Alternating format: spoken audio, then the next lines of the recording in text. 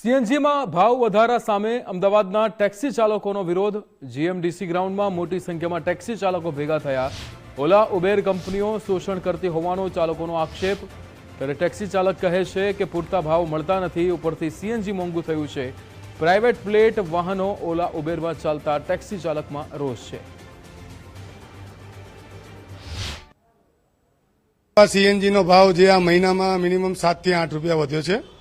એની પહેલા બી એક મહિના પહેલા ટોટલ ગણીએ 2 મહિનામાં 20 રૂપિયાનો વધારો આવ્યો છે, જે અમને બહુ જ અત્યારે નડે છે। અને જે આ ઓલા ઉબેર રેપિડોમાં જે ભાવ છે એ ઘટે છે, એનો કોઈ ભાવ હાલતું નથી કંપની અત્યારે અમને ગાડીઓનો। જે ઓટોનો ભાવ વધી ગયો, સીએનજીના ભાવ વધ્યા એટલે, પણ અમારી ટેક્સીનો ભાવ એ કંપનીઓ વધારતી નથી, કેમ કે એ બધી કંપનીઓ બહારની બી છે। ઓલા છે આપણી ઇન્ડિયાની કંપની છે, પેલી 2 કંપની બહારની છે, પણ એ બી ભાવ વધારો આપતી નથી। એકબીજાની ચર્ચાચર્ચીમાં અમારા ડ્રાઈવરનું ખૂબ લોહી ચૂસ થાય છે।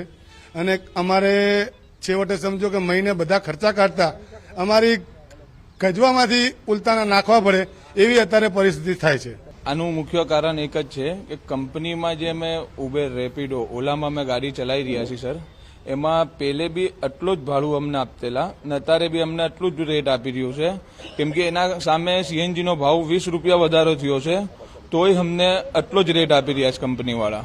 ને એમાં અમારે 3 કંપનીમાં રિચાર્જ અમારે કરવા જઈએ દિવસનું 500 રૂપિયા તો અમારું રિચાર્જ થઈ જાય છે, બરોબર। પછી અમને ટ્રીપો આપે છે કંપનીવાળા, એના સિવાય અમને કંપની ટ્રીપો નથી આપતી। કોમર્શિયલ વ્હીકલ જે છે એ ઓલા ઉબર રેપિડોમાં ખાલી કોમર્શિયલ વ્હીકલ યુઝ થવું જોઈએ, પણ કંપનીઓએ જે એજન્ટ મૂકેલા છે એ એજન્ટે ફેક આઈડી, જે ડમી આઈડી બનાવી દે છે એ વ્હાઇટ ગાડીઓની, જે પ્રાઇવેટ પાર્કિંગ ગાડીઓ છે એની આઈડી બનાવે અને એવી રીતની આ ગાડીઓ એ રોડ ઉપર દોડે છે। હવે એ ગાડીઓ જે છે પ્રાઇવેટની, જે પ્રાઇવેટ પાર્કિંગની, એ ગાડીઓ રોડ ઉપર દોડશે તો અમારે જે ટેક્સીવાળા છે અમે કોમર્શિયલ વ્હીકલ યુઝ કરીએ છીએ, ટેક્સ ભરીએ છીએ, અમારે તો કોઈ નુકસાન જ થવાનો છે ને। એટલે અમારે સરકાર શ્રીથી એટલું નિવેદન છે કે આ બધી જે પ્રાઇવેટ ગાડીઓ છે એ દોડી રહી છે ઓલા ઉબર રેપિડોમાં કંપનીમાં, તો કંપનીઓને એટલો દબાવ આપો કે આ ગાડીઓ બંધ કરાવો યા તો।